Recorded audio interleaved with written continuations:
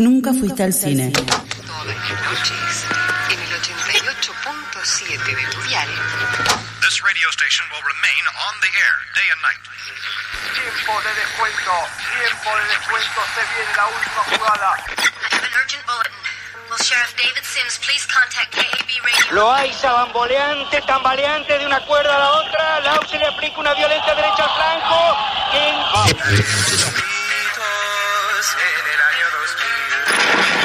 ¿Cuál es su deseo para esta Navidad? Mi deseo es cambiar de radiodifusora. En las siguientes 2 horas vas a vivir una experiencia cinematográfica En la radio. Apaguen sus celulares y disfruten la función. Comienza. Nunca fuiste al cine.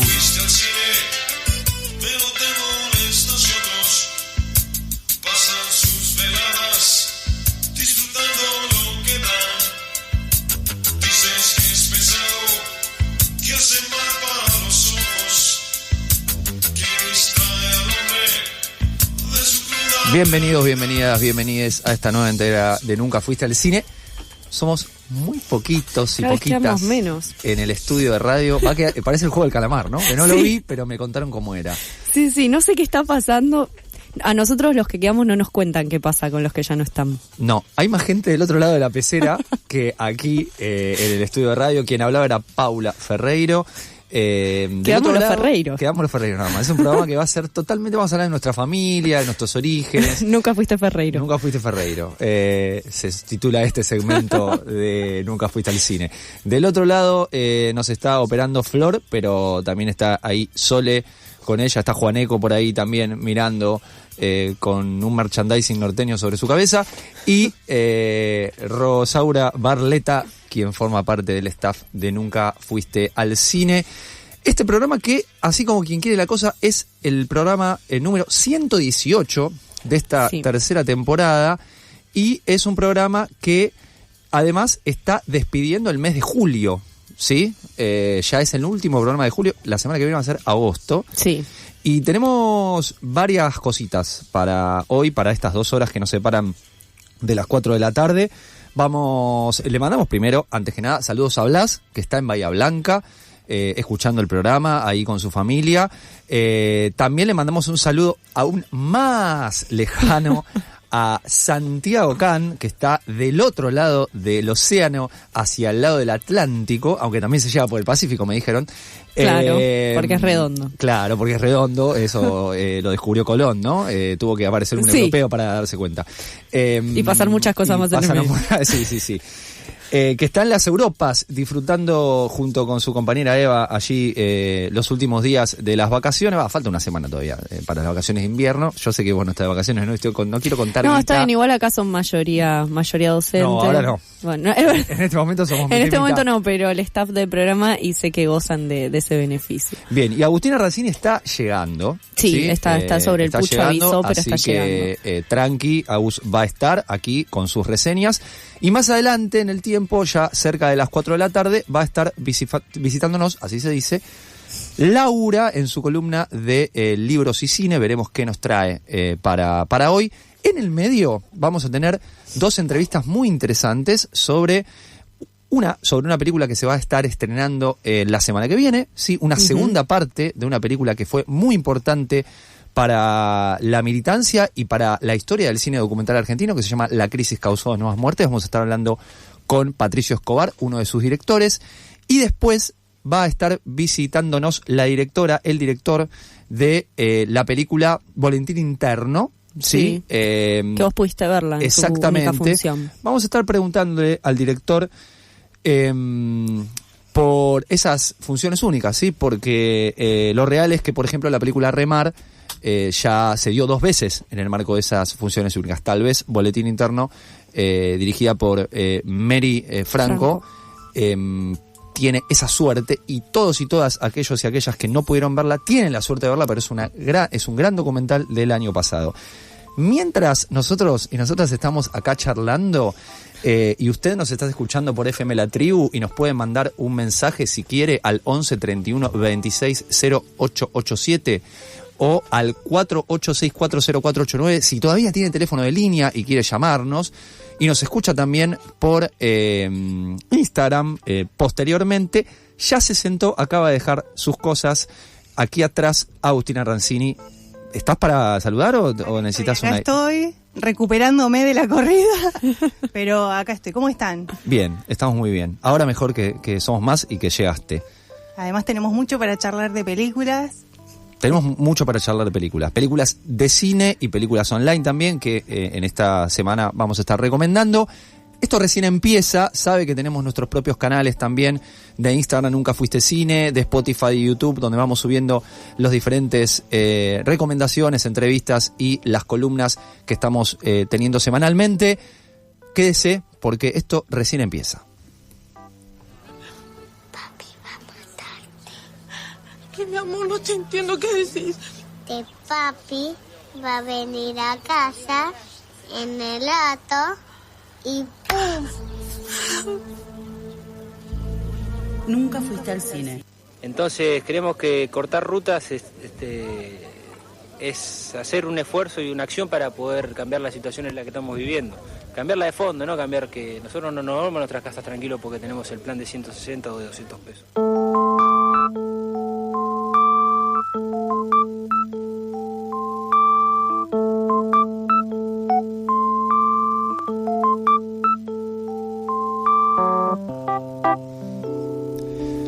Bien, a quien escuchábamos era a Darío Santillán, ¿sí? Algo que dice Darío, que fue asesinado en junio de 2002, el 26 de junio de 2002, por la represión de la policía bonaerense en conjunto con otras fuerzas represivas durante el gobierno de Duhalde. Algo que llegó a todos y todas y que vemos continuamente en YouTube cada vez que vamos a buscar las declaraciones de Darío. Y nos acordamos de Darío y Maxi, que están presentes en la militancia continuamente, pero que en realidad forma parte de una película que tiene ya muchísimos años, que es de visionado obligado para aquellos y aquellas, no solamente que se referencian en la militancia antirrepresiva, sino también para los y las que le gusta el cine, ¿sí? Y el cine documental, porque es una película que al menos para mí marcó un antes y un después en el cine documental argentino. Y ahora se viene una segunda parte de La crisis causó 2 nuevas muertes, que es la película de la cual estamos mencionando, que se va a estrenar hace muy poco, que nos enteramos hace algunos años que se estaba llevando a cabo, y tenemos la muy buena suerte de tener del otro lado de la línea a Patricio Escobar, quien junto con Damián Firbar dirigieron la primera y también esta segunda parte. ¿Cómo andás, Patricio? Bienvenido, gracias por estar aquí en Nunca Fuiste al Cine. Hola, ¿qué tal? ¿Me escuchás bien? Sí, ¿vos nos escuchás bien? Sí, medio entrecortado, pero yo quería chequear si vos me escuchabas bien. Yo te escucho perfecto, sí, está saliendo perfecto. Bueno, avancemos entonces. Avancemos. Decía al inicio que ustedes van a estar estrenando la película, la parte 2 de La crisis causó 2 nuevas muertes, se va a estar estrenando el 31 de julio, este jueves, en la Usina Mutual Cultural, allí en Santo Domingo 2752 en Barracas, a las 7:30, pero después lo vamos a repetir hacia el final. Quería preguntarte en principio, para comenzar la entrevista, ustedes en la primera parte del documental, en La crisis causó nuevas muertes 1, ya a esta altura, abordan complicidades políticas, pero también fuertemente complicidades mediáticas en lo que fue la represión y el posterior intento de instalar una idea. ¿Qué camino decidieron abordar en esta segunda entrega y por qué decidieron hacerla finalmente? Bueno, mira, en principio la verdad que yo no tenía ninguna expectativa de hacer una segunda película. Lo que pasa es que cuando se vinieron los compañeros, cuando se cumplen 20 años de la masacre de Puente Pueyrredón, y vinieron los compañeros del MTD a hacerme una propuesta de unas entrevistas a responsables políticos. Más que nada lo que... Hola, ¿me escuchás? Sí, te escucho bien, bien. Sí. Más que nada lo que decidimos, bueno, si me dan bola los responsables políticos, llevamos las entrevistas y vemos qué pasa, pero no creo que me den pelota, porque cuando hicimos la crisis 1 nos habían dado un 5 de bolilla. Bueno, al final, sí, conseguimos entrevista a ¿cómo es? A Solá, a Atanasov, a Maskin, a Juanjo Álvarez, y teníamos una entrevista a Duhalde que habíamos hecho que yo había trabajado para el documental Diciembre de Berkovich y César González, y donde, si bien en ese momento le preguntaron sobre diciembre de 2001, yo le pregunté sobre la masacre de Avellaneda, así que teníamos toda esa parte también. Entonces, bueno, cuando teníamos todo eso, dije, bueno, ahora sí, hagamos una película, hagamos un largo. Habíamos hecho un avance de 20 minutos para los 20 años, pero ahora dijimos, hagamos un largo con lo que pasó en estos 20 años en el movimiento popular, ¿no? O sea, en los movimientos, en los barrios que estuvo pasando, que pasamos del 2001 a un gobierno de derecha en 20-25 años. Patricio, esa fue la idea de la película. Ahí va. Voy a tomar algo que dijiste. Estamos hablando con Patricio Escobar, uno de los directores de La crisis causó en las muertes 1 y 2. La 2 se estrena la semana que viene. Dijiste en un momento que hay varios funcionarios que en La crisis 1 no quieren salir y ahora sí. ¿Por qué crees que cambiaron de posición? No, principalmente, mira, es una boludez lo que te voy a decir, pero es así, cambió la tecnología también, porque en aquel momento nosotros no podíamos acercar tanto directamente a los responsables políticos, nos filtraban mucho los jefes de prensa, nosotros hablábamos con periodistas que nos pasaban los datos de cada uno, y como nosotros no éramos de ningún medio importante, etcétera, los principales responsables políticos por lo general tienen jefe de prensa. Entonces nos filtraban ahí, nos decían que sí, nos decían que no, después nos movían a decir que sí, después nos decían que no de vuelta, bueno, nos tenían así pelotudeando, digamos, ¿no? Por eso te lo puedo decir, porque lo llevé yo adelante, todo el tema ese de las entrevistas de ellos. Y ahora lo que cambió es que por WhatsApp, ahí yo conseguía los WhatsApp, ya no hay filtrados el jefe de prensa, y los WhatsApp directamente con ellos y llamaba por teléfono directamente al teléfono de ellos. Entonces ya era diferente, ya era un contacto directo. El que no te quería hablar directamente o te clava el visto o no te contesta el teléfono, como me pasó con Alberto Fernández, no, con el otro Fernández, con Aníbal Fernández, que nunca me atendió. Pero bueno, los demás me empezaron a atender y me dijeron qué quería, por qué quería hacerlo, y bueno, y esto de los 20 años también ayudó, ¿no? Que haya pasado 20 años y que sigan impunes todavía, y que saben que van a seguir impunes, como que hablan delante de una cámara y no les importa nada a los tipos, ¿no? O sea, cuando vean la película van a ver que los tipos están totalmente impunes, se autoincriminan y hasta dicen barbaridades que en realidad, porque saben que nunca van a ir presos. Sí, de hecho, creo que fue Felipe Solá el que en el Congreso durante la represión del 2017 dijo algo que incluso la familia los familiares de Darío Maxi plantearon que tenía que ser tomado en cuenta como una autoincriminación. Habló algo de cómo dirigir, de cómo siendo gobernador o siendo jefe político las fuerzas obedecen si uno manda a reprimir. Claro, en la película también lo dice y se explaya sobre eso, ¿no? Y lo explica todavía.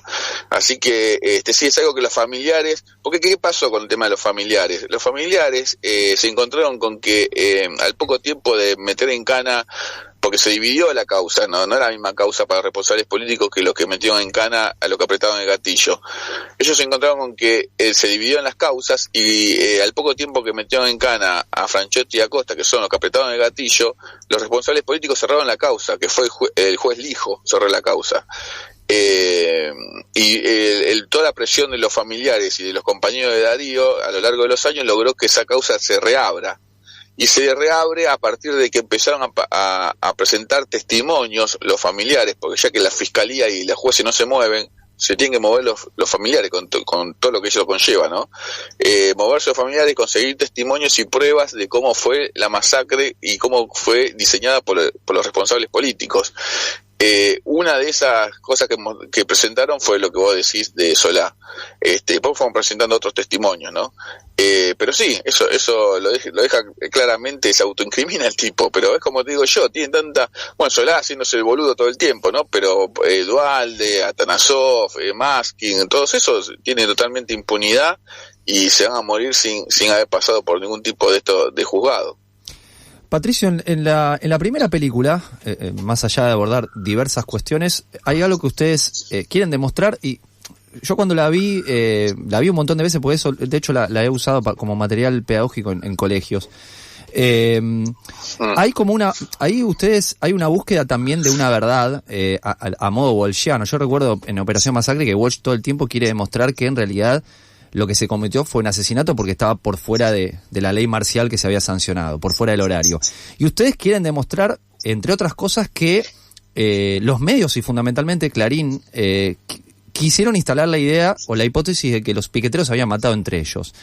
En esta segunda parte, ¿pretenden también refutar alguna hipótesis? ¿Quieren plantear ustedes una hipótesis? No, justamente la segunda, por que te interrumpa, la segunda parte confirma lo que nosotros queríamos demostrar en la primera. Lo confirma por los mismos políticos que habían armado todo esto de que se querían matar, que se habían matado entre ellos. Yo te cuento, mira, cuando vayan a ver la película ahí van a entender cómo un mes antes se diseñó la masacre de Avellaneda en una reunión de gobernadores, ¿sí? Ese diseño, ¿cómo estaba formado? Estaba formado por, primero, vamos a reprimir con bala de plomo, vamos a tener a la prensa, después vamos a decir que se mataron entre ellos, vamos a tener prensa diciendo, los principales medios diciendo que se mataron entre ellos, y le vamos a abrir una causa en el juzgado por medio de Banossi, que en ese momento era ministro de Justicia. Ya tenían todo preparado. De hecho, lo que van a ver cuando ven la 1 y la 2, se va a ver cómo ese plan se lleva a cabo, al pie de la letra. Lo que pasa es que aparecen las fotos en el medio. Claro. Y cuando aparecen las fotos, ahí queda pedaleando en el aire el gobierno. ¿Por qué? Porque unos empiezan a decir, che, se mataron entre ellos, otros están diciendo, che, no, mirá, acá están las fotos que no se mataron entre ellos. Y así todo, a la noche, Juanjo Álvarez, cuando ya se sabía quién había disparado, ¿no? O sea, nosotros los comunes mortales no sabíamos, pero los que estaban en el gobierno y los medios de comunicación ya sabían quién había disparado. Ya se sabía antes quién iban a disparar, pero bueno, ahí ya ellos ya sabían. Y sin embargo salió Juanjo Álvarez a decir que los piqueteros eran los violentos y estaban armados. Así que imagínate cómo seguía el plan. Y después al otro día, cuando ya estaban las fotos en la tapa, uno no se acuerda, pero cuando ya estaban las fotos y la secuencia en todos los diarios, al mediodía Maskin sale con una conferencia de prensa a decir que fue un intento de golpe de Estado. Bueno, entonces, o sea, todo eso está demostrado en las dos películas, y si lo pusimos con horas y con tiempo, dijimos a la noche pasa esto, al mediodía pasa esto, a la tarde pasa esto, para que se den cuenta de cómo estuvo pergeniado el plan, ¿sí? Bueno, todo eso lo van a ver en la película y se aclara en la película. Entre otras cuestiones, escuché que ustedes planteaban algo interesante, que es necesario revisar eso que pasó hace tanto tiempo atrás, casi un cuarto de siglo, para poder entender la situación política actual, por ejemplo, del avance de la ultraderecha. ¿Podrías ampliar un poco esa visión? Sí. Más que nada lo que mostramos en la segunda parte de la película es todo lo que pasó, hablar, analizar un poco qué pasó en estos 20 años en el movimiento popular, en el campo popular, para que pasemos del 2001 a la ultraderecha de ahora, ¿no? Entonces, ¿qué pasó con los movimientos piqueteros? ¿Qué pasó con los movimientos sociales que tenían tanto auge, tanto ímpetu y tanto desarrollo en los barrios en su momento, y que ahora están bastante marginados en ese sentido, ¿no? Están como retirados, ¿no? Y bueno, ahí fuimos a hablar con los referentes militantes de aquella época, Pablo Solana, ¿no? A los amigos o los que estaban cerca de Darío, otros de esta época como Pérsico, ¿sí? Como la Evita, que empieza con kirchnerismo. Entonces ahí empieza a haber toda una cuestión de cómo el kirchnerismo incorpora también a gran parte de los movimientos piqueteros, por qué se incorporan, qué fue lo que pasó, qué consecuencias trajo esa incorporación a ser parte de un Estado.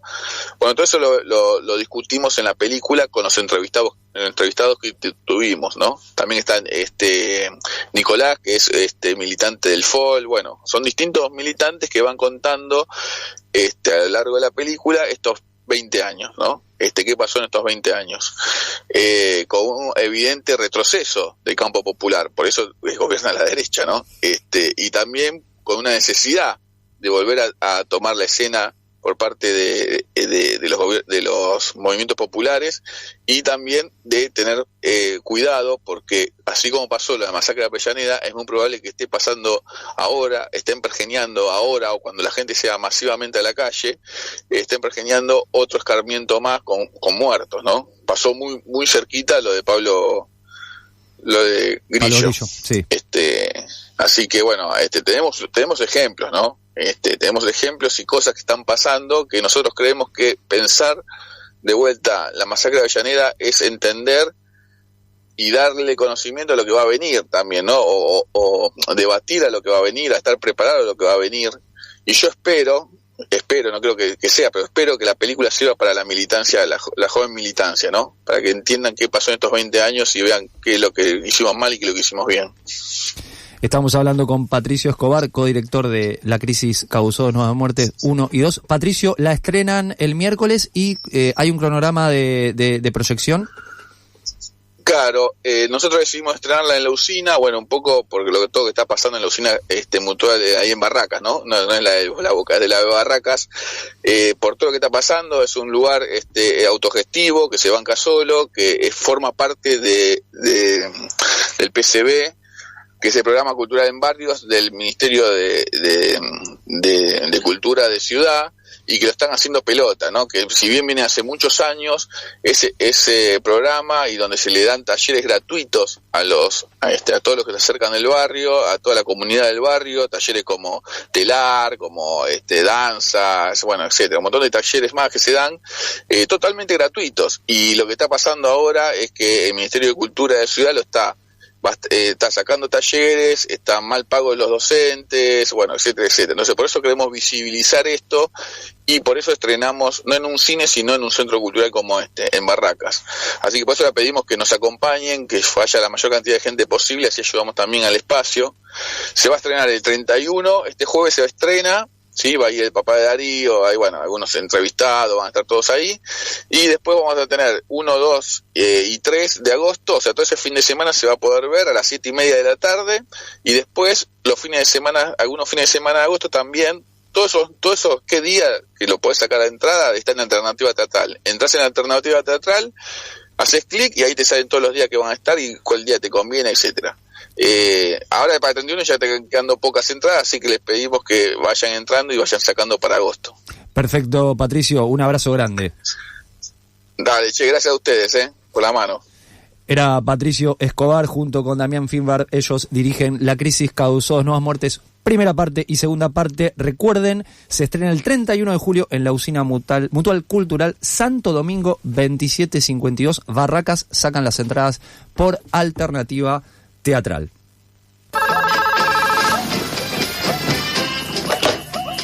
¿Hola? Silvia Prieto. ¿Quién habla? ¿Qué quiere? Por favor, no me corte, habla Armani, el de Armani. Le pido que no me moleste, estoy mirando una película. Estás escuchando Nunca Fuiste al Cine, tercera temporada.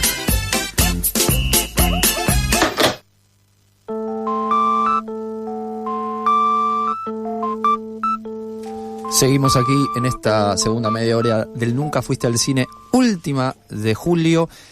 Si recién se suma por diferentes cuestiones que no les vamos a perdonar, porque no hay excusas para no escuchar el programa en vivo, se perdió la entrevista a Patricio Escobar, codirector de La Crisis Causó 2 Nuevas Muertes 2, y tal vez, lo voy a pensar a lo largo del programa, les decimos dónde es la película, y si se lo decimos es porque Patricio nos pidió que lo digamos, ¿no? Que llegó tarde al programa y tenemos misericordia. Bien, a ver, Paula Ferreiro, Agustina Rancini... me imagino que deben haber visto películas durante, no quiero decir las vacaciones, no quiero herir susceptibilidades, porque sé que ustedes no están de vacaciones, pero bueno. Han tenido tiempo probablemente de ir a ver películas. Nos hicimos un tiempito. Bien, ¿y qué a pesar de estar trabajando. Sí, aunque no tenemos vacaciones. Fui a ver Un pastel para dos, que es una película iraní, que se estrenó hace un tiempo ya acá, estuvo bastante en cartel en el Cacodelfia, creo que sigue estando, y ahora llegó al Cine Cosmos, un gran cine muy fiel. Ojo con el Cosmos, porque tiene muy buenas películas y es barato. Es el más barato de todos los que... Es más barato que el Gomón, incluso ahora. El Cosmos tiene las entradas pues me lo anoté. 2.000 y pico, ¿no? 2.500 la general y 1.500 jubilados y estudiantes. Y si sos comunidad UBA, más barato todavía, porque creo que está algo de 1.200. Comunidad UBA, perdón, me alejé el micrófono. Comunidad UBA debe ser estudiante, imagino. Estudiante. O profesor y esas cosas. Sí, exactamente, o capaz que trabajador no docente, quizás también. Sí, probablemente.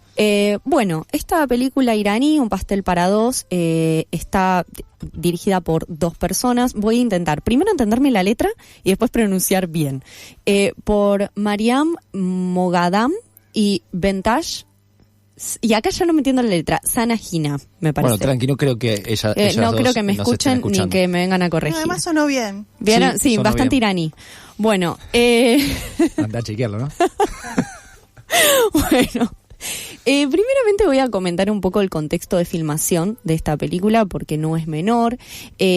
Es importante mencionar que fue filmada de manera medio clandestina, medio en secreto, y es una película que se filma algunos años después del asesinato de Musa Amini en manos de la policía de la moral. Ella era una mujer que la pararon por la calle, tenía el que iba mal puesto, según la policía de la moral, y eso habilitó a golpearla y torturarla terriblemente, y horas después falleció en el hospital.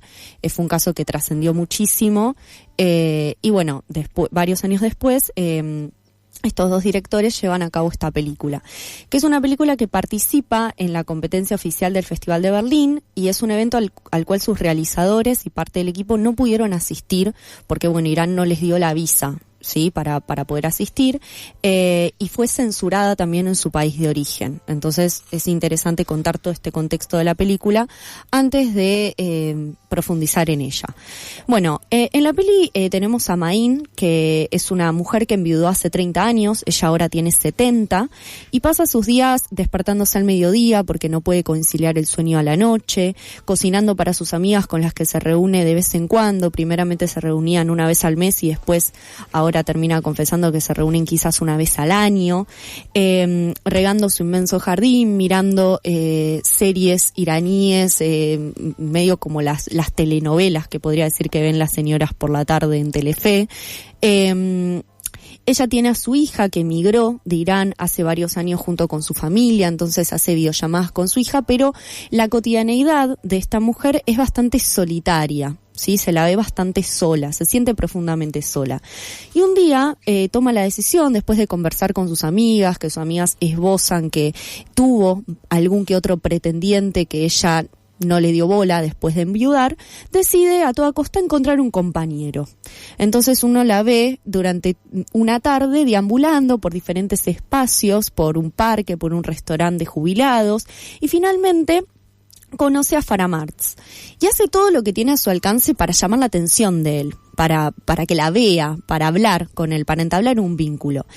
A primera vista esta película, de hecho si uno lee la sinopsis o esto que termino contando, pareciera una típica historia de amor de la tercera edad, ¿no? Una Elsa y Fred iraní, se podría decir. Pero no lo es, o no es únicamente eso, porque hay una actitud que lleva adelante esta mujer, Maín, que desafía lo que Irán quiere imponer a las mujeres, ¿no? Lejos del recato exigido por la policía de la moral, por ejemplo, a las mujeres, ella es completamente activa en la búsqueda de su felicidad. Encara a Faramarz, lo busca, lo invita a su casa, se viste para él, se saca el kebab, toma vino a pesar de que está prohibido y le ofrece a él, y termina medio en pedo en la casa de ella, cantando a los gritos, sin ningún tipo de reparo. Entonces, es importante mencionar que el contexto en esta película es todo, es básicamente todo, porque es lo que no hace que sea una más.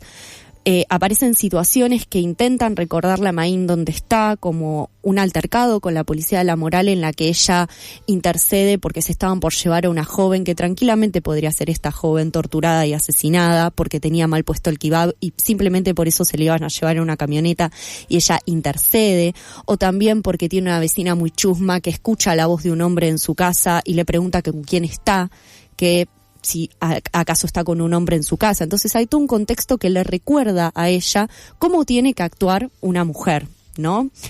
Y también nos recuerdan a nosotros que en la actitud de esta señora hay una rebeldía, ¿no? Hay una rebeldía en la búsqueda de su felicidad, en la búsqueda de compañía, también en esta insistencia que ella tiene en seguir viviendo en Irán, porque son varios los que le dicen, che, si tu hija no vive acá, ¿por qué seguís viviendo en Irán? Bueno, y ella dice, esta es mi tierra, esta es mi casa, y yo voy a seguir viviendo acá.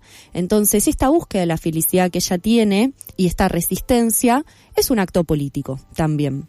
La pueden encontrar en el Cine Cosmos, en Corrientes al 2046, todos los días excepto los martes, y tiene 2 horarios, 16:40 y 18:35. Excelente, entonces, la peli recomendada por Paula.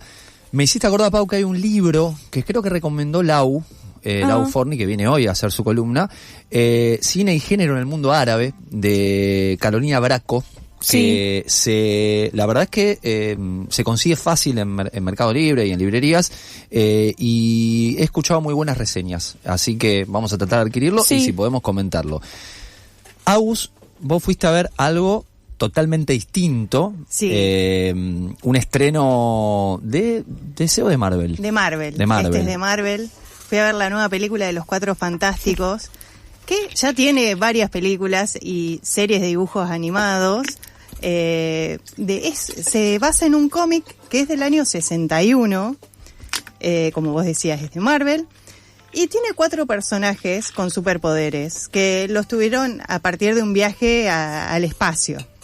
¿Pero quiénes integran los Cuatro Fantásticos? Son Reed Richards, que es Mr. Fantastic, que es un científico y es el líder del equipo, y él puede estirar completamente su cuerpo. Después está Sue Storm, que es la mujer invisible. Está Johnny Storm, que es la antorcha humana. Y Ben Grimm, que es la mole. Eso se va a repetir en todo lo que hubo de Los Cuatro Fantásticos. Claro. Pero bueno, hubo otras películas, como comentaba. Una en el 94, que se llamó Los Cuatro Fantásticos, que es de la Fox, que tenía los derechos de Los Cuatro Fantásticos y tenía que sacar sí o sí una película para no perderlos. E hicieron una porquería. No salió en los cines. Pero todo fan de Los Cuatro Fantásticos sabía que existía esa película. Hace un par de años se dio a conocer, pero había como escenas perdidas. Y bueno, ahora como que se la estima. Yo intenté verla y la verdad que no pude. Después... Debe ser dura. Te juro que sí. Después hubo otras del 2005, Los Cuatro Fantásticos, con Jessica Alba, con el que después hizo de Capitán América también. Claro, esa es la que yo tengo más presente. Claro, en realidad salieron 2 películas, Los Cuatro Fantásticos y Los Cuatro Fantásticos y Silver Surfer en el 2007, que también fueron de Fox. Pero estas películas no funcionaron tan bien como se esperaba, el tono era medio raro también, no era ni para chicos ni para adultos, venían de salir también Spider-Man y X-Men, que habían funcionado muy bien, pero bueno, con estas lo intentaron y no pudieron. Después en el 2015 salió otra que tampoco funcionó muy bien, así que como que se había dejado de lado Los Cuatro Fantásticos. Pero ahora que Disney compró Fox, tiene los derechos, están metidos en este mundo Marvel, y salió Los Cuatro Fantásticos Primeros Pasos, que es la que se estrenó el jueves, y que con Primeros Pasos hace varias referencias. Primero de Los Cuatro Fantásticos acá en este mundo de Marvel, y después a que nos enteramos ni bien arranca la película que Sue Storm y que Reed Richards van a ser padres. Así que así inicia. Después Silver Surfer, que es un personaje que ya conocíamos también de otras películas, va a venir a anunciar que Galactus va a destruir la Tierra, que es uno de los grandes villanos de los cómics de Los Cuatro Fantásticos. Y eso hace que ellos tengan que evitarlo.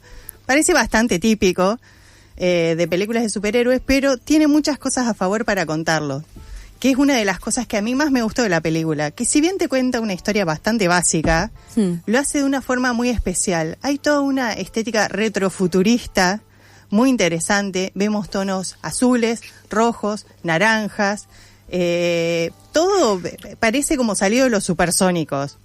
Claro, es como la misma historia en sí, pero decidieron contarla por lo menos con una vuelta de rosca. Claro, es de otra forma, y quizás Marvel ya venía cansando mucho en su forma de contar las películas, y acá hay como una bocanada de aire fresco.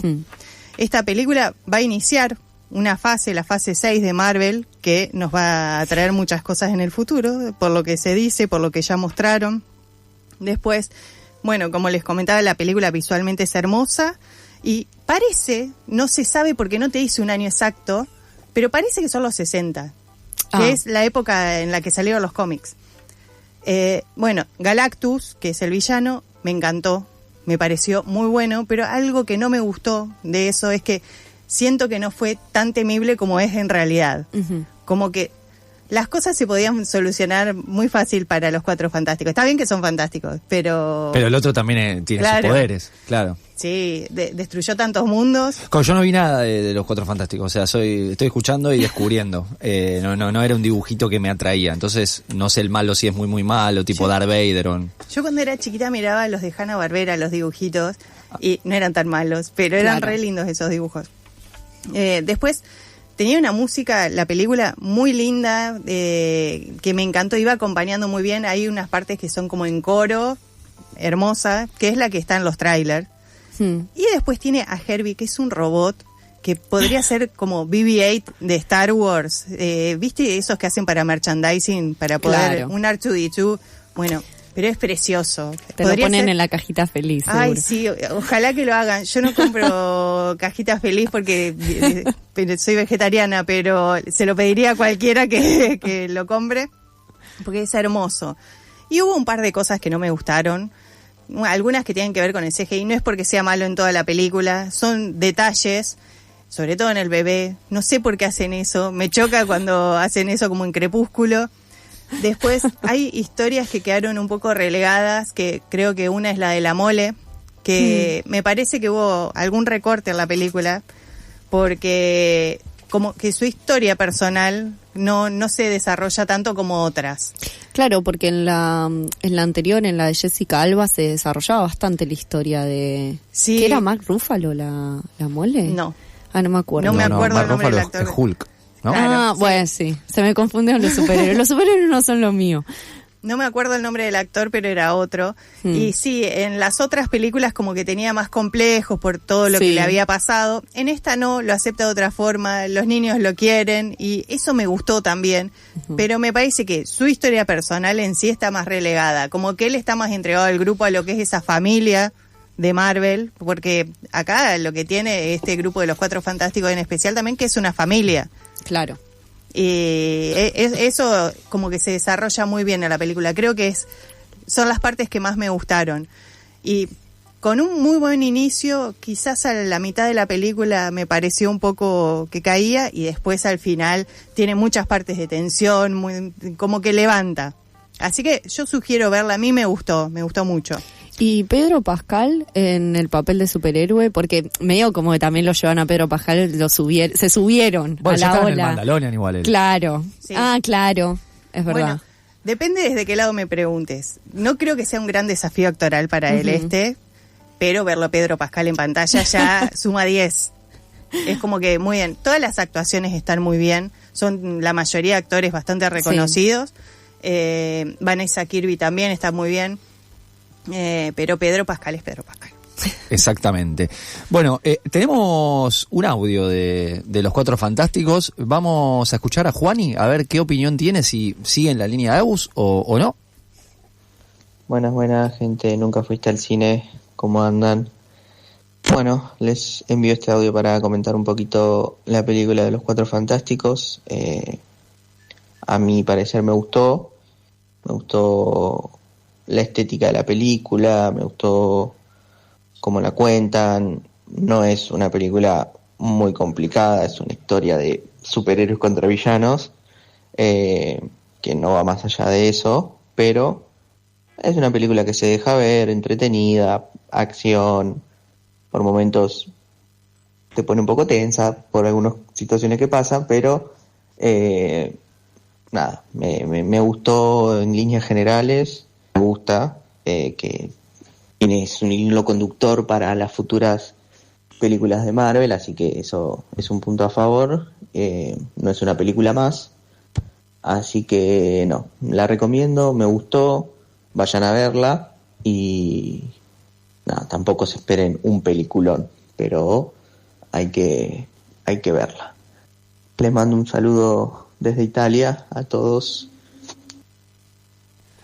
Internacional se puso, nunca fuiste al cine. Increíble. No sé cómo se dice en italiano, nunca fuiste al cine, no manejo el idioma del país donde está Juani, a quien mandamos un abrazo, y creo que está Santi Can también por ahí dando vuelta, o por lo menos estuvo. Casi tiro el mate, casi hay una tragedia, no italiana sino griega, pero zafó.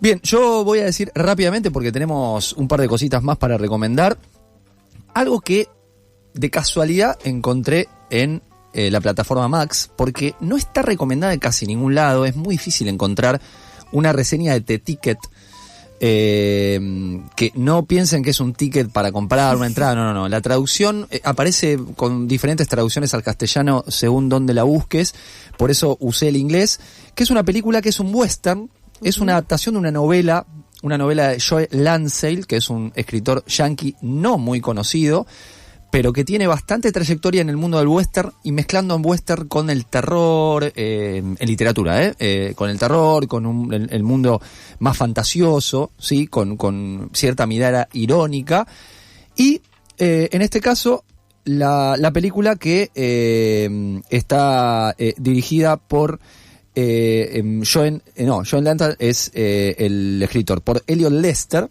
que tampoco tiene una gran trayectoria. Dirigió hace muy poco una de Schwarzenegger, hace unos 3-4 años atrás, pero no tiene tampoco demasiada trayectoria, ni en el western, ni tampoco en la filmografía estadounidense.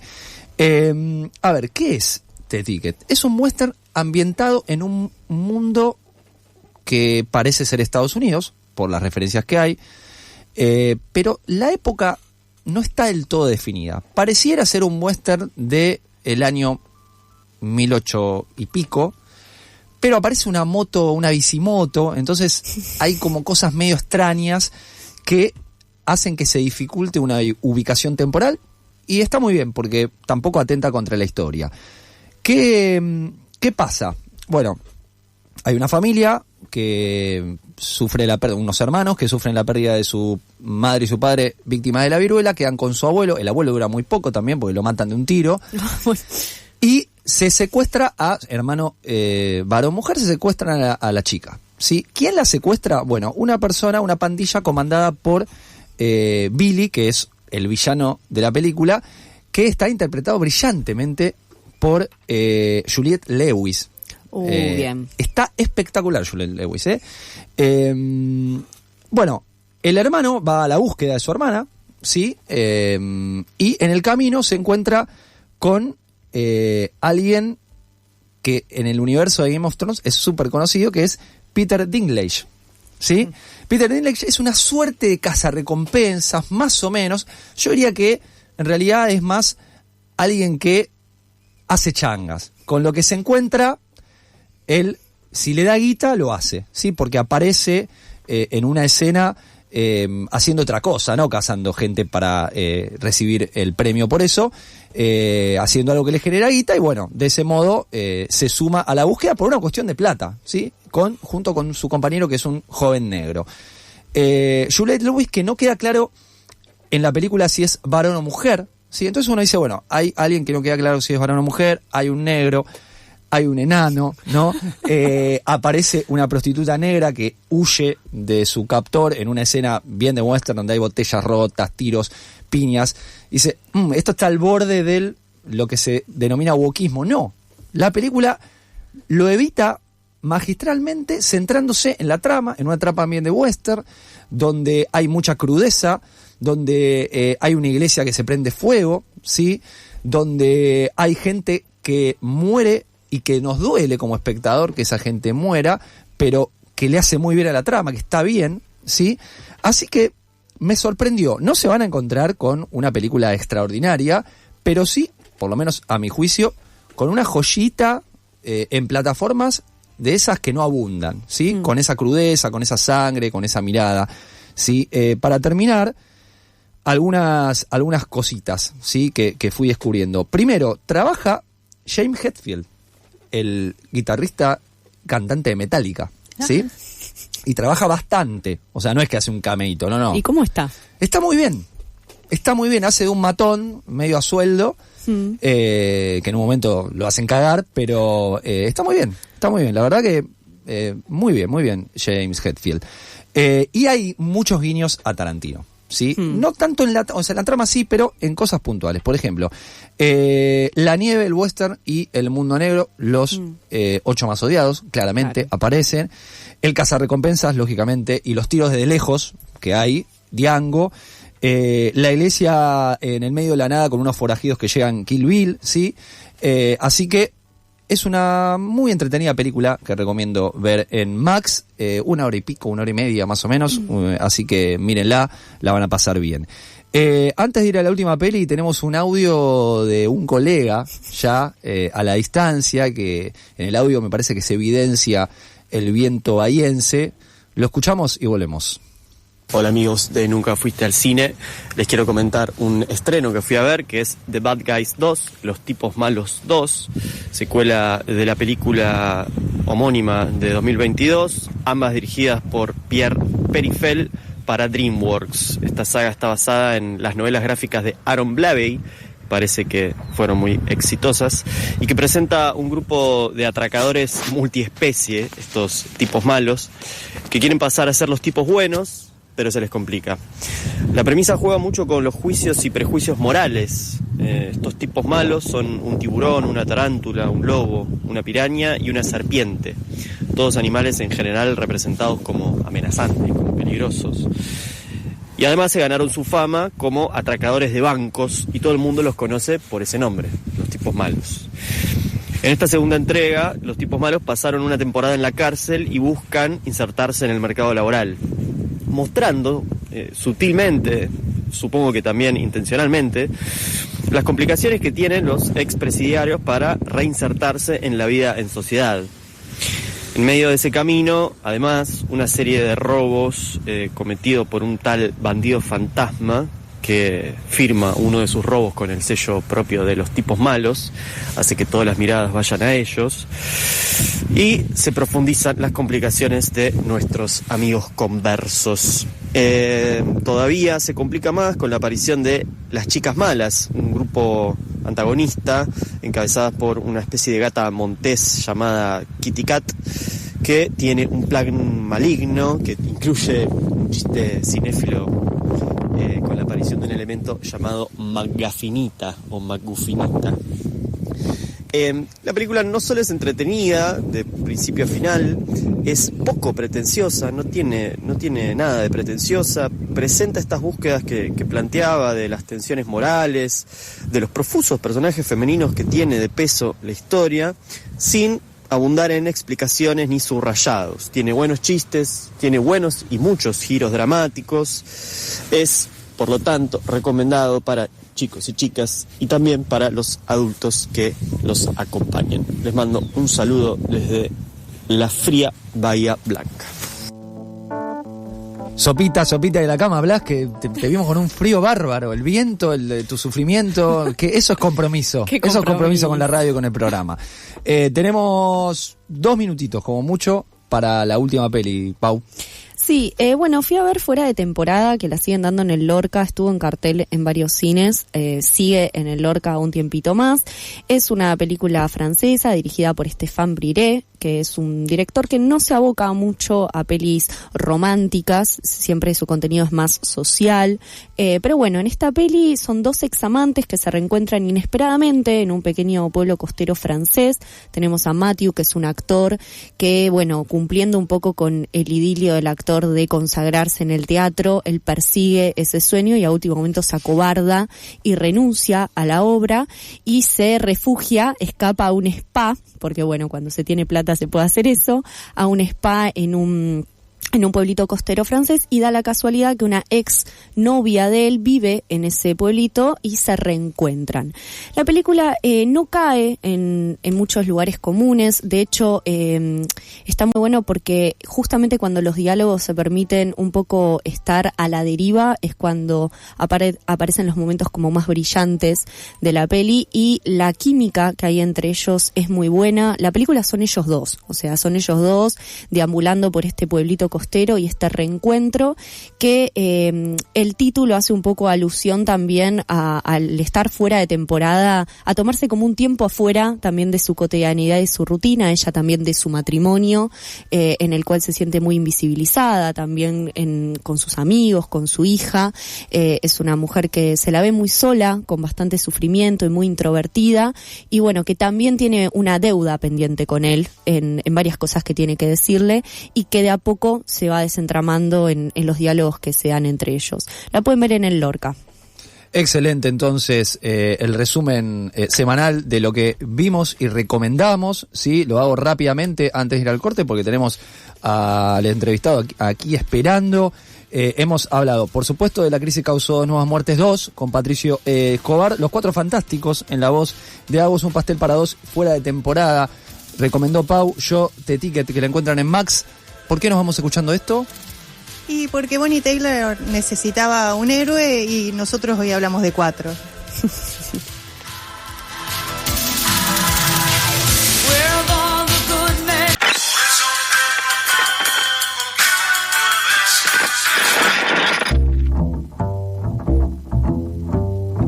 Menos de 60 minutos es un mediometraje.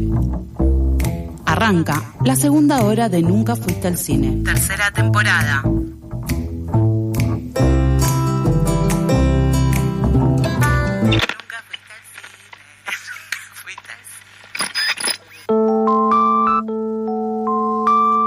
Seguimos aquí en esta segunda hora de Nunca fuiste al cine. Como dijimos al principio del programa, tuvimos la muy buena suerte de ver hace unas semanas una película, un documental que se estrenó entre comillas. Después vamos a preguntar también sobre este temita de las funciones únicas que nos quita Filmografía Nacional y además suma Filmografía Internacional en el Gaumont. Boletín interno del director Mary Franco, a quien tenemos aquí. ¿Cómo andas, Mary? Hola, bueno, muchas gracias por la invitación. Eso, gracias. No, gracias a vos por venir acá. Bien, yo no había visto el documental, por suerte lo pude ver en salas, que era el objetivo. Hay muchos documentales que abordan cuestiones personales como hacés vos. Personales y políticas además, pero vos elegiste hacerlo de un modo muy particular. No hay entrevistas convencionales y además, al menos a mí me pasó que me sentí dentro de la historia, como si fuera algo muy inmersivo. ¿Por qué elegiste hacerlo así? Wow, bueno, qué bueno que te hayas sentido así, es un logro. Yo desde el principio le quise escapar un poco a la voz en off y al relato en primera persona. Eso fue como una de las primeras reglas que me autoimpuse, porque siento que hicimos, digo, yo no hice otras películas, es mi primera película, pero como movimiento documental, como que siento que hay algo ya que nos convertimos en un meme de hola, acá estoy yo con mi película, y no sé qué, que hay películas que son increíbles así, pero bueno, yo es como que no quería eso porque ya era demasiado personal lo que estaba contando y no hacía falta, o yo sentía que no hacía falta. Pero sí me pasó de que el proceso de la película fue muy largo y de distintas etapas, y en la primera etapa yo no tenía muy claro lo que quería hacer realmente. Sabía que quería laburar con archivos, que quería investigar sobre algo de esta situación de expulsión de mi papá del Partido Obrero y un poco la violencia de género en las familias y en las organizaciones, pero no tenía muy claro el cómo, y fue un proceso largo, y te diría que la hice 2 veces a la película. Miro para allá. No, le estaba indicando si quería preguntar, pero vos tranqui. Ok, bueno, perdón. No, como que al principio la verdad es que grabé entrevistas. De hecho, cuando me dijeron que me habían asignado el interés del Inca y que ganamos algunos fondos que igual después, quedaron muy chiquitos, insuficientes. Pero yo en ese momento dije, listo, puedo hacer una superproducción. Y como que llevamos un equipo de gente, hicimos unas entrevistas así con luces, como a todo trapo, y después veías esas entrevistas y no pasaba nada, ¿viste? O a mí que no era lo que yo quería narrar y no quería que quede ahí. Entonces fue como, bueno, no importa que hayamos invertido todo esto en grabar esta imagen, no la vamos a usar el relato nada más. Y fuimos en la búsqueda de archivo, de profundizar en el archivo, de profundizar en el mío y en el del partido, porque ahí hubo un intercambio súper interesante en distintos momentos, porque yo en un momento milité en el Partido Obrero y en otros no, pero la película la seguía haciendo y ellos nunca estuvieron como en contra de que yo la haga. Y bueno, ahí hicimos como ese intercambio de yo digitalizar archivos, y ahí fue que empecé a trabajar de eso, a ser archivista, digamos, y hoy me dedico, entre otras cosas, a eso, a la digitalización de archivos. Y bueno, fue ese intercambio de todo el acervo que tenían y no tenían recursos para digitalizar. Yo les hice el intercambio de darles esos materiales digitalizados y que ellos me permitan usarlo. Y estuvo re bueno, como que ahí encontramos muchas claves de la peli y encontré a mis papás en varios tapes de formas muy sorpresivas e inesperadas. Y estuvo re bueno. Y bueno, ahí como que también era un desafío, como decir, che, yo nunca quise hacer un video de fotos como los de 15, ¿no? Como que decir, estoy haciendo un video de fotos al final. Y bueno, el desafío también era darle lugar a los archivos y no que sean una ilustración simplemente de lo que se está contando, sino que haya un diálogo y poder darles ese tiempo de visualización, ¿no? Como, bueno, una foto que capaz, bueno, dura unos buenos segundos y la tenés que mirar y se sostiene con el relato. Y creo que eso fue un acierto. A mí hoy la veo, la volvería a editar, le haría otras cosas, pero ya fue. A todo esto me encanta el montaje, chicos. Ivo y Tam, los amo. Pero nada, uno ve las cosas, se va dando cuenta de qué es lo que quiere también haciendo y viendo y volviendo a ver y mostrándolo, y como que hay algo de eso que es re importante y que también fue un proceso colectivo.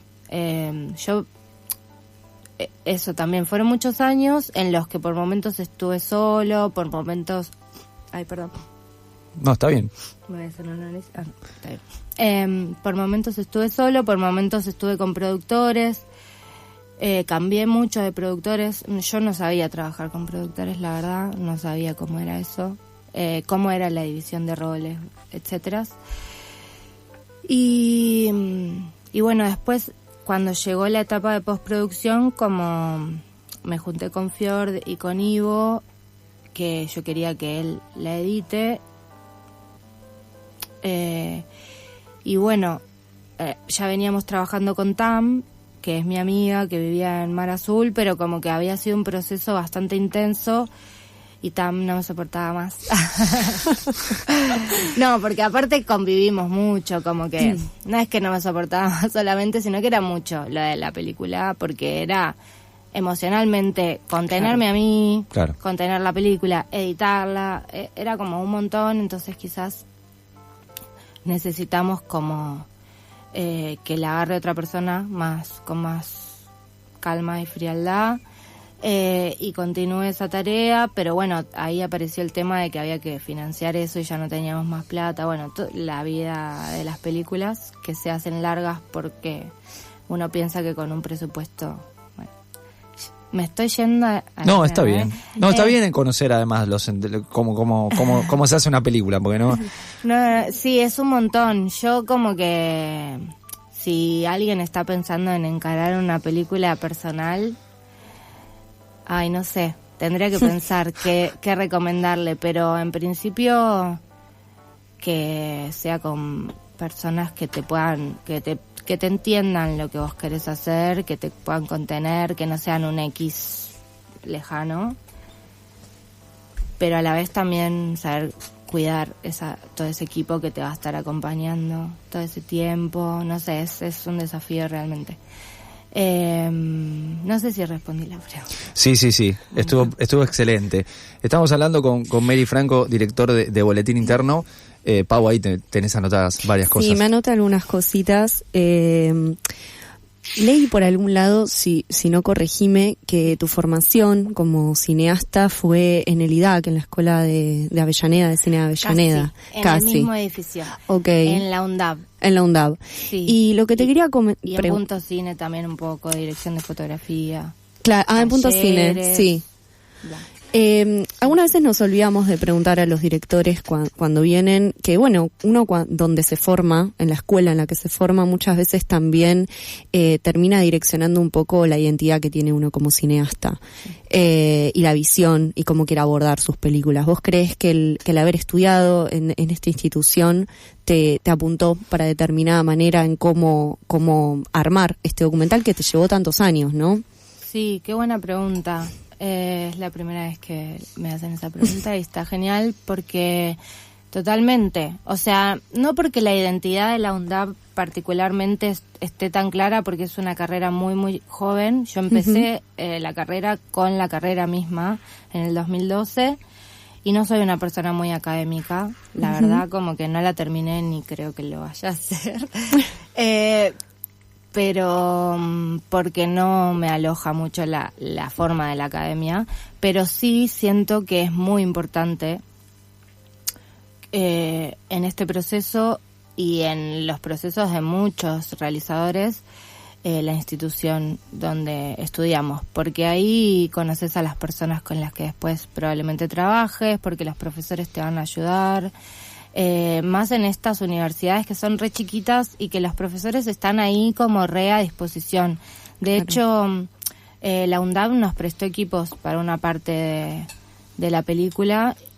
Robito, cuando se puso a cargo de la UNDAB, porque venía como de unas gestiones que mejor no ahondar, y después apareció Robito, que venía de la ENERC, y me pareció que le hizo muy bien a la carrera, estaba muy a disposición de los estudiantes, y yo fui muchas veces a reunirme así como, hola Robito, ayúdame, y dijo, sí, yo quiero que ustedes filmen, que tengan experiencia, y nos prestó los equipos. O sea, ni siquiera es que se puso a fijar de qué era la película ni nada, no importó. Y eso me pareció genial. Y después varias de las personas con las que trabajé son de la universidad, muchas del IDAC, pero porque, nada, como que está muy vinculado y somos gente del conurbano, mayormente. Y también, nada, la universidad está en Dock Sud, o sea, está situada en un lugar muy particular, no muy particular por especial, sino como no está en ningún centro. Y eso hace que las personas que vayan sean de unas características particulares, y que también no tengas, no sé, en mi caso particular yo no tenía tanto tiempo para ir a la facultad, como que por eso creo que no la pude terminar, y como esa comprensión del estudiante trabajador, ¿no? Como que hay algo ahí re importante. No sé, yo la FADU no la hubiera podido hacer. De hecho, la empecé y hice medio cuatrimestre del CBC y lloraba todos los días. Yo vivía en Lanús, iba a la FADU y era cajero en Coto en Boedo. Tipo, con las maquetas ahí, era como imposible. Si no hubiera abierto una universidad de artes en Avellaneda, capaz, no sé.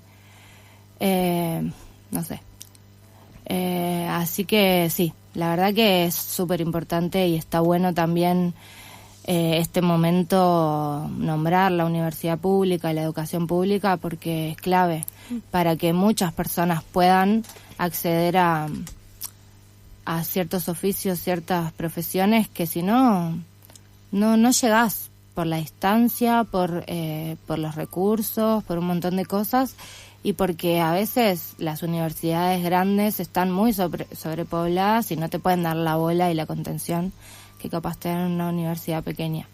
No sé. Está bueno, lo voy a seguir pensando. Gracias. Habla Meli Franco, director de Boletín Interno.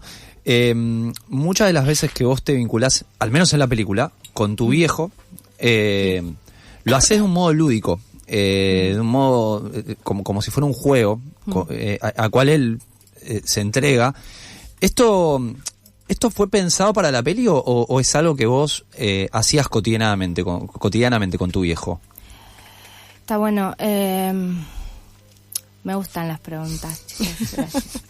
No, era algo que yo hacía. O sea, yo soy así, en general. Pero con mi papá me pasaba de que a mí me angustiaba mucho ir a verlo realmente. Él estaba muy en una, y estaba re solo, y estaba en silla de ruedas, y lo único que hacía era mirar la tele, y a mí mirar la tele no me gusta.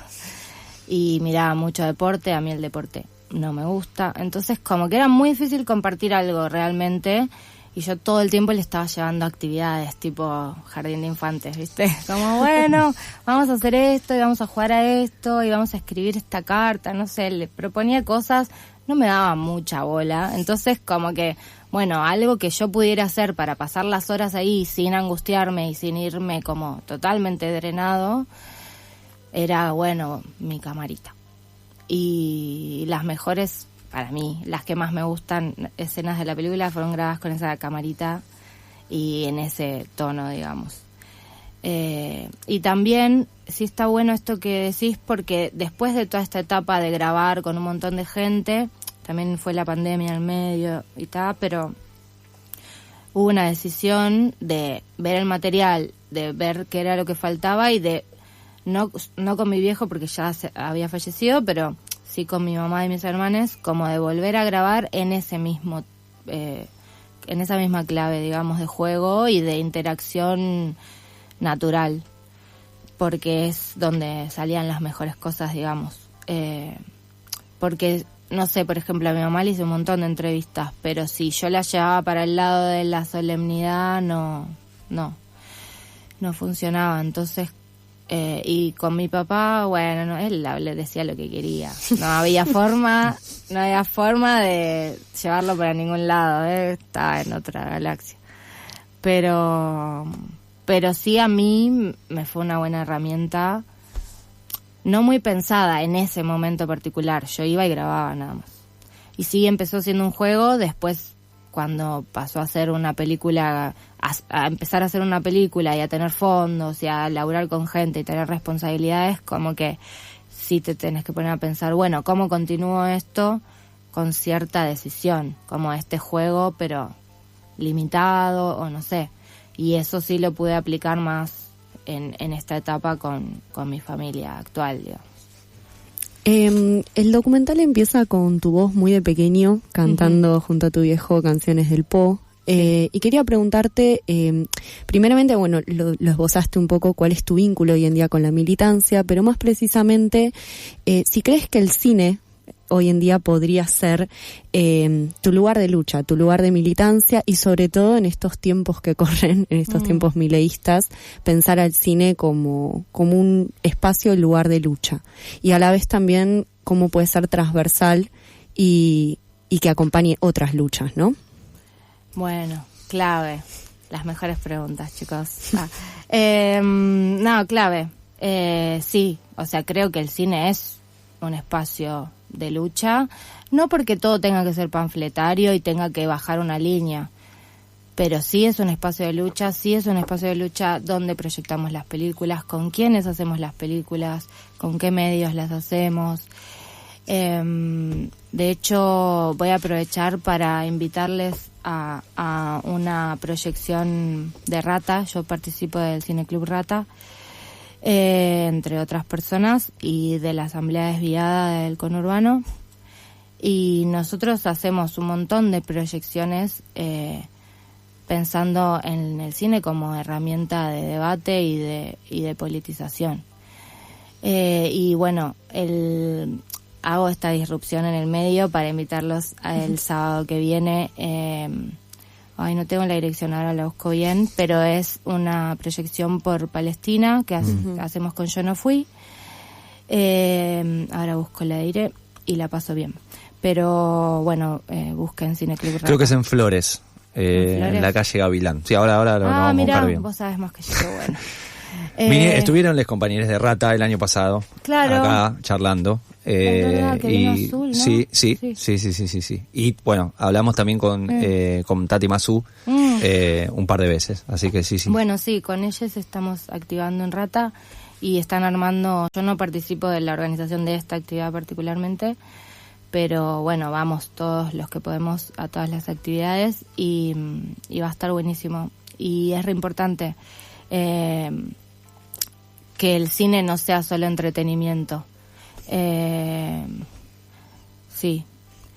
Y yo no puedo pensar en hacer pelis que no tengan que ver con la política, pero porque a mí particularmente en mi vida me toca por todos lados y como que no le puedo escapar. Pero siento que sí, que es re importante. Justo ayer o hace poco me respondieron de un lugar, no importa cuál, de que en este lugar no estaban pudiendo programar películas políticas. Y yo dije, bueno, no pueden pasar películas. No pasa nada acá. Ok. No programan. No programen, directamente. Chicos, cierren. Pero bueno, entiendo, son lugares estatales, en este momento está todo muy con una bajada de línea antipolítica que es antivida, no sé cómo hacen. Pero bueno, justo mi peli es como muy partidaria, no partidaria porque yo voy ahí con la bandera del Partido Obrero y la pongo en la puerta, pero bueno, aparece, ¿no? Claro. Entonces eso sí genera como un montón de rechazos, que bienvenidos. Pero bueno, como que si hay una bajada de línea estatal de que no podemos hablar de política es porque tenemos que hablar de política. Todo lo que podamos, ¿no? Como algo de eso. También disfrutar. O sea, dentro de eso, darle lugar al ocio, al goce, al encuentro y que no sea todo rosca, porque bueno, si ahí te angustias, te deprimís. Pero bueno, sí. Mary, ya nos estamos quedando sin tiempo y no quiero que terminemos la entrevista sin que nos cuentes en qué lugares podemos ver Boletín Interno, porque en el Gomón no la pasan más, pero no existe solamente el Gomón, hay otras salas, por suerte, y hay otros lugares donde se pasa cine. Sí, inventémoslos. O sea, en principio, si quieren pasarla en algún lugar, escríbanme y vamos. ¿A dónde te escriben? Al Instagram de Boletín Interno, que es boletín.interno.película. Y me dicen, che, ¿la podemos pasar acá? Yo te digo, sí. A menos que sea un local de la Libertad Avanza. Pero no, en general, vamos, quiero ir a todos lados. Y bueno, ahora las próximas fechas son así, autogestivas. Bueno, no todas. Va a estar Lejos, primero voy a nombrarlo Lejos porque no vamos a ir, pero para contar que es en el Festival Resistimos en México, va a estar en 2 sedes, que es un festival chiquito, autogestivo, muy lindo, con gente muy piola que lo organiza, y después en la Cinemateca de México, también en agosto.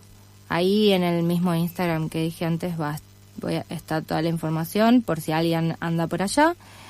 Y más acá, mucho más acá, va a estar el finde, todavía no sabemos si es el sábado o el domingo, creo que va a ser el sábado 16 de agosto en Rosario. Bien. También voy a subir la info ahí. Perfecto. Porque ahora no me sé el nombre del lugar, perdón.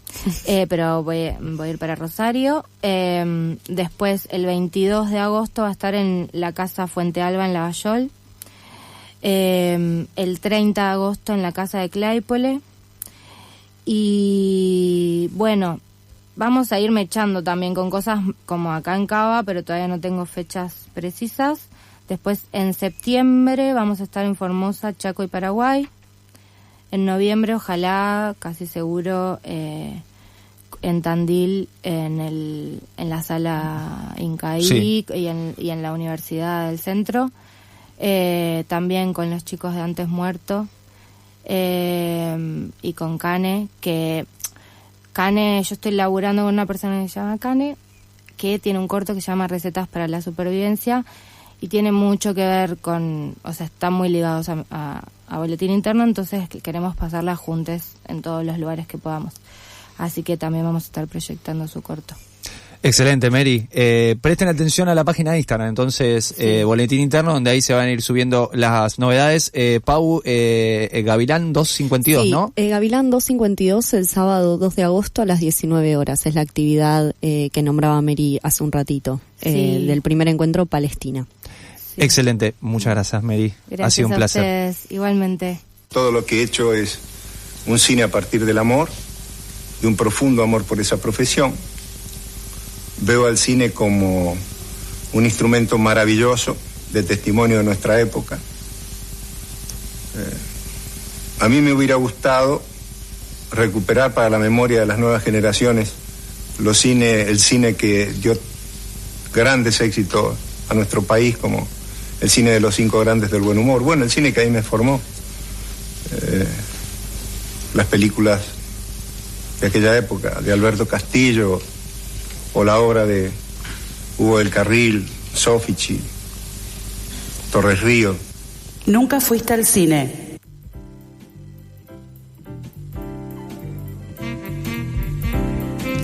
Bueno, llegó ese sábado especial del mes en el que recibimos a Lau en su columna Cine y Libros, y hoy tiene preparado un gran especial que lo fue adelantando, fuiste tirando ahí. Me metieron presión la última vez y dije que tengo que decir algo muy arriba.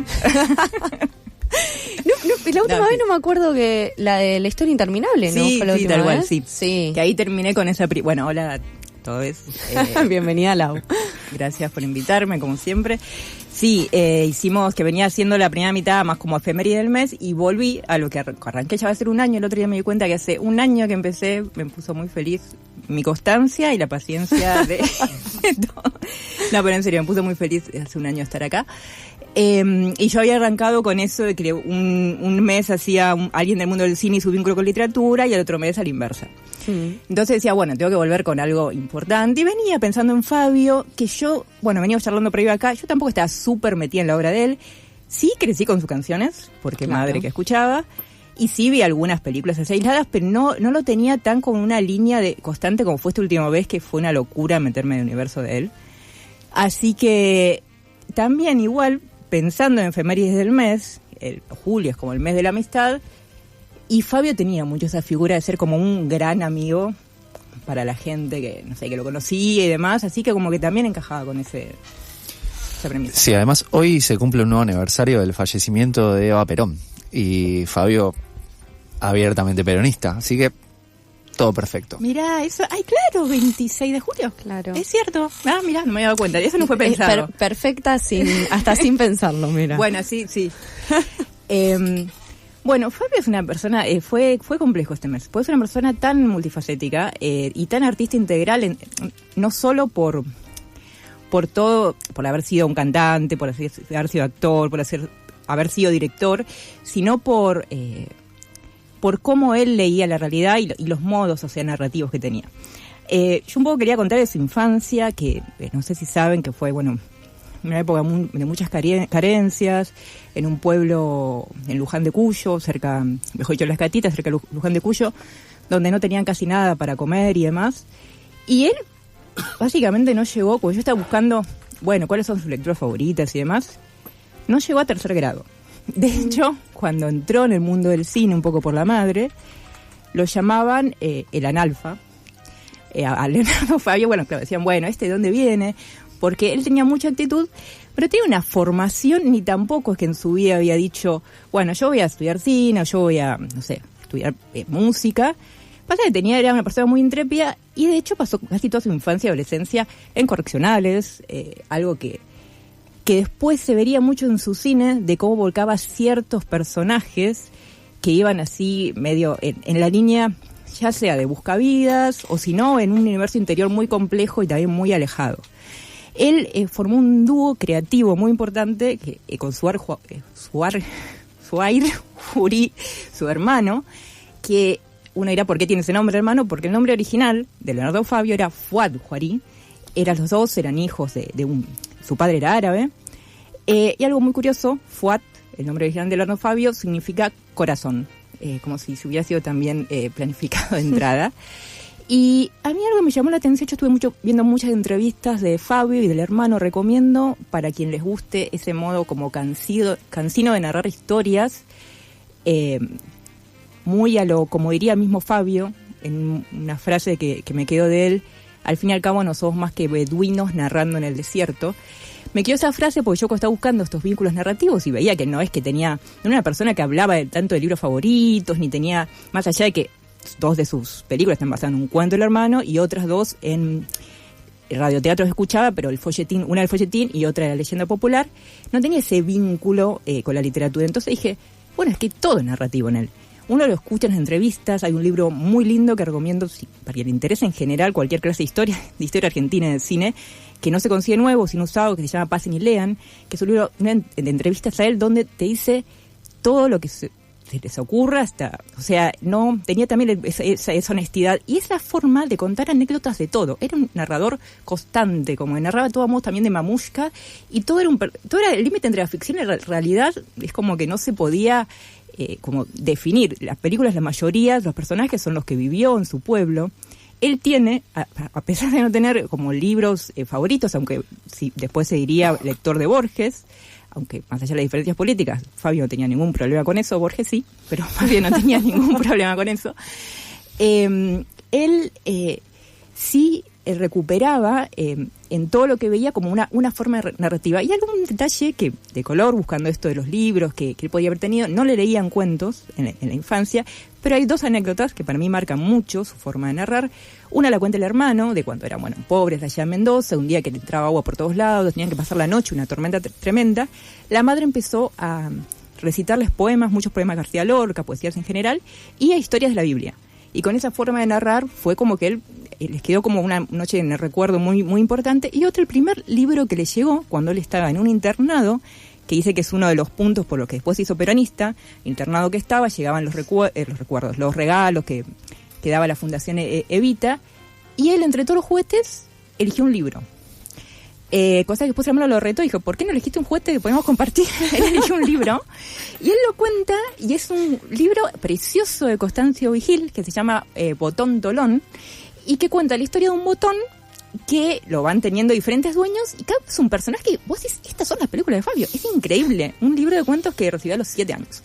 Bueno, él, su inmersión en el mundo de las artes, como dijo, fue casi azarosa, aunque la madre sí era una gran creadora, poeta, y hacía radioteatro. Y cuando hacía radioteatro, Suair, su hijo mayor, escribía los guiones, lo que después sería, porque fue co-guionista de todas las películas de Fabio, menos en una nota de color, Gatica, figuran como los 2 guionistas, pero en realidad lo que había sucedido es que el actor de Gatica le había encargado a Suair que escribiera el guión, le pagó, lo terminó, lo convocan a Fabio para filmar. Fabio estaba en un pozo depresivo muy fuerte, acepta a filmar, tira el guión de su hermano y escribe otro. Pero bueno, por cortesía, porque había hecho el trabajo. Quedó bien igual. Quedó bien. Sí. Igual algunas ideas le tiró el hermano, pero bueno, así esas cosas. Pero bueno, cuando él estaban ahí en el radioteatro, la madre, como ya pensaba que iba a terminar mal, todos dicen lo mismo de Fabio. Tuvo suerte de que no lo mataran, porque realmente estaba en un modo delictivo. Él mismo decía, yo quería no trabajar, levantarme minas, y quería ser como ladrón de bancos, de autos. El sueño del pibe. O saltimbanqui. Algo que, sí, los que vieron algunas películas de él van a ver que en muchas películas, más allá de Soñar, donde se ve especialmente, está el universo de buscavidas que trabajan en circos y demás. Porque es algo que él vivió cuando vino a Buenos Aires, que se instaló cerca del Parque Japonés, que en su momento era como una especie de mezcla entre tal park y circo y demás, donde veía a todos esos personajes. Entonces, la madre, como decía, bueno, lo van a matar o va a terminar preso, ¿qué puedo hacer con él que tiene tanta energía? Y lo empezó a hacer que actúe en sus primeras obras. Él era muy tímido, siempre hizo lo mismo, que era muy tímido, cosa que dice que no pueden creer que sea tan tímido con todas las cosas que hice. Dice, lo que pasa es que soy tímido para la vida, pero no para mi oficio. Dice, una gran diferencia. Entonces, en ese proceso, bueno, empieza a actuar a poquito en radioteatro, empiezan a ver como que está un poquito descollando, le decía, ves como queda chico para la provincia, y ahí se vienen a Buenos Aires. Y él empieza, por cuestión de su tía, además, empieza a trabajar en algunas películas, trabajó en muchas películas y con grandes directores. Bueno, las más conocidas, por ahí es El jefe de Fernando Ayala, que es basada también en un cuento de Viñas, pero con quien empieza a tener muy buenas relaciones con Torre Nilsson, que fue como su padrino al que dedica su primer película. Bueno, cuando estaba con Torre Nilsson, conoce a una actriz del que se enamora, que fue su primera mujer, y justamente la anécdota, y por ahí escucharon alguna vez, que dice, ¿por qué te dedicaste al cine? Y porque sí, me quería levantar minas, me gustaba esta mujer, y la empecé a inventar. Empecé a ver que ella era muy inteligente, que yo estaba rodeado de intelectuales, yo no estaba en eso, y le dije que estaba filmando una película con Torre Nilsson.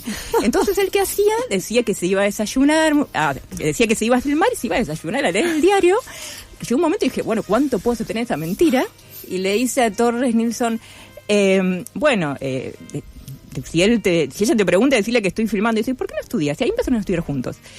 Y el primer corto que hace, porque a partir de un cuento que escribió, que se llama El Amigo, y ese corto lo filmó siendo con una actitud muy de Fabio, yendo a, no me acuerdo cómo se llaman los lugares donde se piden los rollos, y diciendo que era para una película de Torres Nilsson, y ahí firma su puñal contra el amigo, que está en YouTube, es muy lindo, y que también es un reflejo de toda su obra. Ahí inmediatamente, bueno, empezaría con su idea Crónica del Niño Solo, que escribe junto con su hermano, que es básicamente bastante autobiográfica, porque en toda su obra van a ver que él trabaja con elementos conocidos, ya sea con obras de su hermano, o con elementos de radioteatro que él, bueno, escuchaba de chico, o bueno, con historias que eran muy cercanas, como su pasión por el peronismo. En la que se conoce su primera trilogía, que es Crónica de un Niño Solo, el romance del Aniceto y la Francisca. No, este es el romance del Aniceto y la Francisca, Pau, ahí de cómo quedó trunco, larguísimo. Empezó la tristeza y algunas pocas cosas más, algo así. Sí. Que es basada en un cuento de su hermano. Básicamente ahí sigue bastante incluso la estructura de cuento, tanto en ese como en el Dependiente, incluso los modos narrativos. Ahora podemos escuchar el comienzo del Dependiente. Y fue así. Fernández entró a trabajar en la ferretería. Para ese entonces, Don Vila era ya tan viejo como ahora. Desde el primer día, Fernández fue reservado, oscuro, diligente y cuidadoso del sentado. Don Vila vio en él al niño que había sido, y Fernández en Don Vila al viejo que sería. Bueno, en esta voz en off se repetiría, después se repitió en el romance, ahí seguía, los dos películas basadas en cuentos siguen muy linealmente la estructura del cuento, y después empieza el Fabio, que hay un intersticio musical donde está cuestionado de que si él empezó a cantar para conseguir plata para sus películas. Él dice que sí, aunque después amó la música porque le hizo conocer otros países y otra gente y llegar de otra forma. Siempre él dijo, le preguntaba qué relación tenía con una cosa u otra, y decía, bueno, van a ver cuando me muera, en Argentina van a decir murió un gran cineasta, y en Latinoamérica van a decir murió el cantante, y bueno, ella ya me olvidó, o algún tema, y efectivamente fue así. Bueno, en su breve etapa de cantante, que sobre todo quería juntar plata para hacer Juan Moreira, para mí es algo en la música que no me voy a extender ahora, pues es muy fascinante ver cómo para mí hay mucho lo narrativo en la música de él, no solo de contar historias, sino en la forma que hay mucho dialogado de él. También hay un tema que quería un fragmentito para que se vea cómo era el tema de él. Es hora de partir. Sí. Nos volveremos a ver. ¿Sabes que sí? ¿Cuándo? ¿Dónde? En todo momento, en todo lugar. Me verás en todo lugar, mi bien. Bueno, tenía muchos temas así, que fue con su segunda mujer, Carola, donde para mí era inevitable su dote actoral y el siempre estar contando una historia. Sus temas son casi un relato. Bueno, en esa breve etapa que para él fue bastante intensa, muy mala, le tuvo ataque de pánico, estuvo encerrado mucho tiempo, no estaba acostumbrada a esa fama de golpe, porque para él también había perdido la cercanía con sus amigos. Sí logró su cometido, que era juntar el dinero para hacer Juan Moreira, que arranca su segunda trilogía aquí, que también fue un poco que la terminó haciendo casi por apuro, porque le habían dicho que él ya había anunciado que iba a ser Juan Moreira. Paréntesis, en el medio quería hacer La vida de Severiano y Giovanni, de lo cual hablé cuando hablé de la columna de Bayer. Vayan a escuchar, es una linda anécdota que tuvo de los dos. Pero cuando él estaba dudando si arrancaba o no con la obra, lo llaman para decirle, ¿sabes que Héctor Olivera quiere hacer Juan Moreira? Dice, bueno, mejor, así el público tiene 2 para elegir. En medio de eso se vuelve a Argentina, empieza a prepararla. Y es algo interesante lo que hace con Juan Moreira, porque Juan Moreira fue un caso real del cual hay poca evidencia, como un gaucho delincuente, de cual después se hizo bastante famoso por un folletín que lo enaltece mucho, ¿no? Y Fabio lo que hace es un poco desarmar ese folletín y crear un personaje que algunos lo comparan, hay como 2 comparaciones. Como que hizo su propia versión de casi de Jesucristo por el final, de una persona que como que sacrifica y demás, y según algunos investigadores, haciendo como una premonición de lo que sería en ese momento, película estrenada en el 73, estaba por asumir Campo y demás, de lo que sería el peronismo y la violencia y las traiciones y todo lo que era esa época. Bueno, esas son interpretaciones, obviamente. Bueno, con esta película se hizo famoso, sigue siendo, creo que está en el 5º o 6º lugar de las películas más vistas de la historia argentina, que también, como Marcelo Folletín, venía de su infancia escuchando el radioteatro. Y la segunda, de Nazareno Cruz y el Lobo, sí era directamente una herencia de lo que él escuchaba de pequeño, que era este radioteatro que lo hizo muy famoso, ¿cómo se llamaría? El que hace radioteatro, no sé, ¿cómo se llaman los que hacen Chiape? Que era, pero ¿cómo? No, un escritor escritor, pero es que daba la voz también. Así locutor. Intérprete, porque era el escritor y era el que ahí va. Y en Nazareno, bueno, lo que hace es algo maravilloso, que es de algo arquetípico, que es el mito, las historias de cuentos de hadas, hacerlo algo también localista, porque después de todo el diablo o el poderoso, como lo llamaban, está vestido de gaucho, toda la bruja lechugana habla en quechua, y aparte, como él, gracias a su popularidad, llevaba también mucha gente al cine, logró, como decía Halcón, hacer que el público vea un género que no estaba no andaba tanto, de hecho en toda la historia de escenografía no hay tanto de fantasía, de fantástico, y que actualmente sigue siendo, creo, la segunda película más vista, forma listas mundialmente de folk horror, esta película de Fabio. Así que, bueno, también logró esa actualización. Después ya, hasta ahí, digamos, que es lo que más pegado que tiene con la literatura. Después tiene Soñar, que es una historia hermosa, que lamentablemente fue un fracaso de taquilla, pero ahí hace algo muy lindo, sobre todo con hacerlo actor a Monzón. Eso es algo por lo que vale la pena que se vea. Después viene un larguísimo exilio, y si bien una de sus últimas películas no está vinculada con la literatura, no quiero dejar de mencionarla porque es una gran película, que es Gatica, que es una película que me llamó mucho la atención, que emocionó a todo el mundo porque volví a filmar después de 16 años, por la historia que brevemente conté antes, cómo le llegó el guión y las ganas de filmarlas, pero parece que emocionó a todos menos a él. Él dice que ya no vibraba, ya no tenía ganas, lo dice mucho en este libro que comenté, pasen y lean, básicamente no tenía ganas no te motivaba por nada y le había generado mucho esfuerzo. Por eso después tampoco dice por qué una persona como Fabio no hizo más películas, porque para él, lo que llamaba vibrar, tenía que ver con otras cosas, y si no pasaban otras cosas importantes en su vida, no tenía quien mostrarle algo, no podía filmar o no tenía ganas de filmar.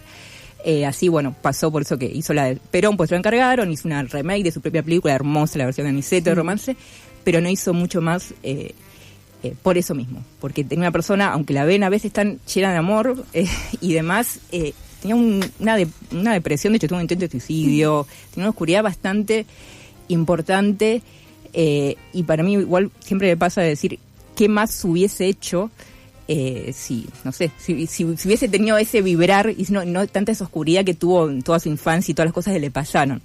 Si hay por ahí 2 minutitos, sí, quería leer una cosita de uno de los cuentos, ya que sus cuentos son todos muy autobiográficos, pero hay uno que igual me parece que es lindo, de lo que él evoca el cine. Cuenta algo que realmente le pasaba cuando eran su infancia en las catitas, sí.